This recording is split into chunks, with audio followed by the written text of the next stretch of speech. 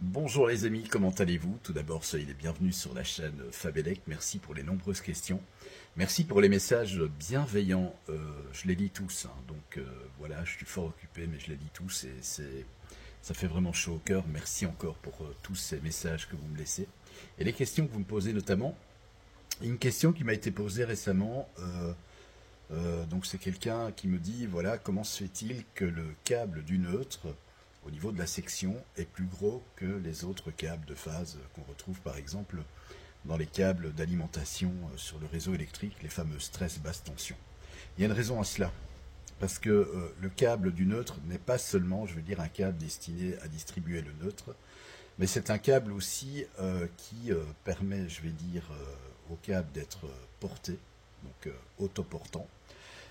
Donc il doit subir les efforts de traction, comme c'est un câble qui est placé en aérien.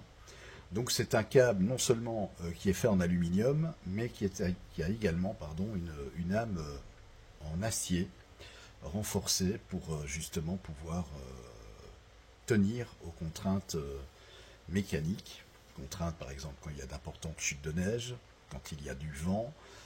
Voilà, ce câble doit pouvoir résister, ne pas casser surtout, déjà pour la rupture du neutre, et puis aussi pour pouvoir permettre au réseau, aux lignes aériennes basse tension, d'être solidement attachées et que ça tienne en cas d'intempérie.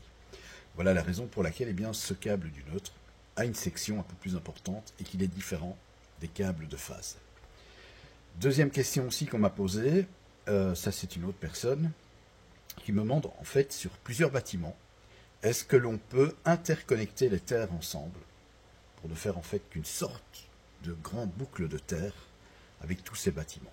La réponse est non, on ne peut pas le faire. Ce que vous pouvez faire par exemple si c'est un bâtiment qui va contenir plusieurs appartements, et bien là effectivement qu'il y ait plusieurs piquets de terre ou une boucle de terre, je vais dire commune, à tous ces appartements qui se trouvent dans le même bâtiment, là c'est autorisé. Mais vous ne pouvez pas, par exemple, allez, imaginons, moi ici, je vais mettre ma terre en commun avec celle du voisin, qui lui-même va mettre sa terre en commun avec celle de l'autre voisin, etc. Ça ne fonctionnera pas parce que s'il y a un problème sur son installation électrique, s'il y a un défaut, si son différentiel ne déclenche pas, et qu'il y a une perte à la terre, ça risque de faire déclencher en cascade les autres différentiels des autres personnes, et ça risque de poser des problèmes et des pannes dans l'installation. Donc ça ne se fait pas.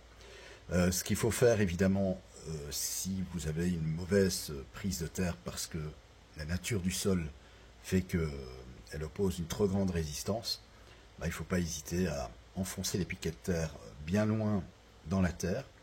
Il y a un petit truc aussi, je ne l'ai plus fait, mais que je faisais à l'époque. Alors vous me direz c'est triché, mais en attendant, ça permettait quand même, je veux dire, d'être bon au niveau de la terre.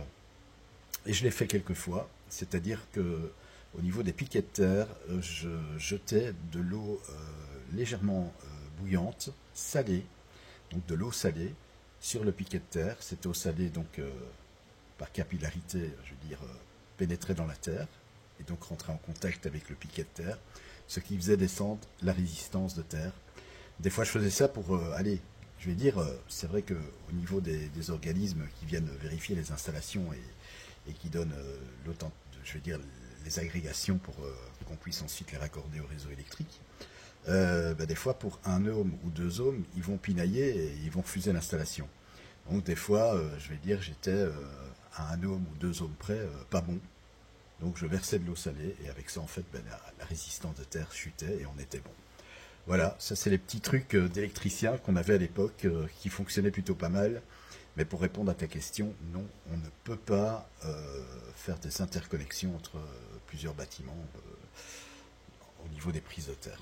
C'est interdit. Voilà, merci d'avoir regardé cette courte vidéo. D'autres vidéos, bien sûr, vont suivre sur la chaîne Fabelec. Je vous souhaite un bon mardi soir. Et puis, je vous embrasse et que tout aille bien pour vous. Et le plus important, courage au boulot. Je sais que vous êtes nombreux à bosser, non seulement la semaine, que vous faites aussi en tant qu'indépendant, en tant qu'artisan, beaucoup d'heures. Et je suis de tout cœur avec vous. Bon courage et je vous dis à bientôt.